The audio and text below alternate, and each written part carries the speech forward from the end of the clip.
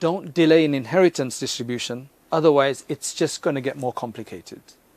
When the deceased passes away, give it some time, everybody's calm and everything, and then try to sort it out as soon as possible. Right? Try to sort it out as soon as possible. Now there are two stages to this. One is you'll have to sit down, determine all the assets, and when a person dies, their clothing, everything is part of the assets. Right? Everything that belongs to them. The cash, the properties, the whatever they have inside the house, everything is up to be divided. So the first stage is you get together and then you determine who gets what. You figure out what shares, a percentage everybody needs to receive, and then you decide that, okay, this is 1/6 for you, and this is for you, and this is for you, all of that. Then there's the distribution, so then you actually divide everything up, right? There's a whole procedure to that. If you cannot divide it, let's just say the mother's still staying in the house and you're going to allow her to stay in the house, right? That's fine, but at least sit down together and determine what each person's share is and of what.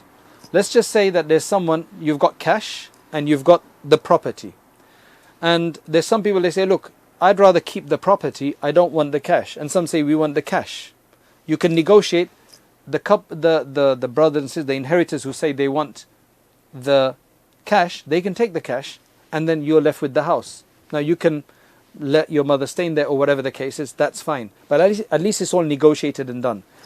I give you an example. Somebody passed away and he left behind several pieces of land and property in India.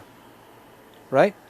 Now, after the death, two of the brothers, or one of the brothers, said that we will manage this and we'll pay you out.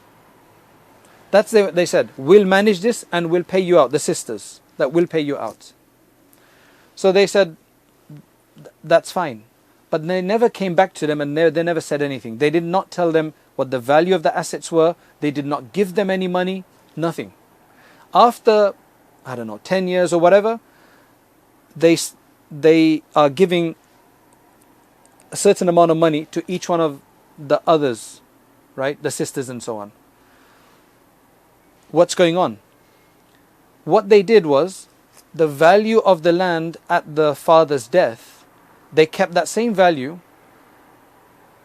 They're only telling everybody what the value is now, and then they're trying to pay everybody according to that, even though those assets have now increased by 5 to 10 times. So they're paying after 10 years and they're still giving them the price of 10 years ago, whereas there was no negotiation or determination of that time as to what it was and what exactly was going to happen. The sisters, they just assumed that they will figure it all out, let them know, and then they'll tell them. That was the idea. So that's why they all gave the money back and they said, no, we want it according to today's price, because it was left like that. That's why it's not worth doing that. Sit down, determine the value of it by everybody's agreement, get a surveyor if you want to, otherwise just do a valuation at home.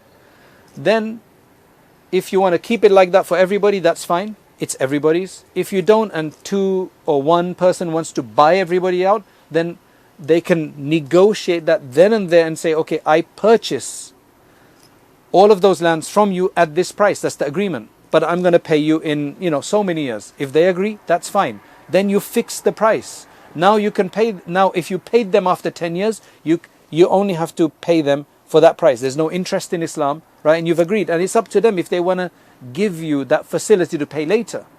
If they don't, they say, no, we want the money in 2 years, or we want the money in 1 year, or we want money in 5 years. They can do that. But even then, it's fixed. If you didn't do that, and you just said, I'd like to buy it, but you didn't tell them how much you're going to buy it for, how much it's worth, then it was just an offer, and there was no proper acceptance, no proper agreement, because there's ignorance and unawareness and ambiguity in what you exactly agreed upon. So that's why it will remain everybody's ownership until you actually sit down and decide among everybody.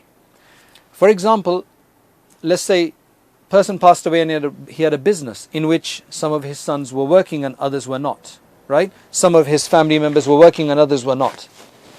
And they did not bother talking about it. They thought, oh, it's ours or whatever. Now, you see, everybody's going to have a different idea in their mind. Those who are working in the business, they think that they should now own more of this business because they're the ones who are continuous, and maybe they've even improved the business and so on. Right? Now after 10 years they decide, okay, let's do something, give us our share, give us our share.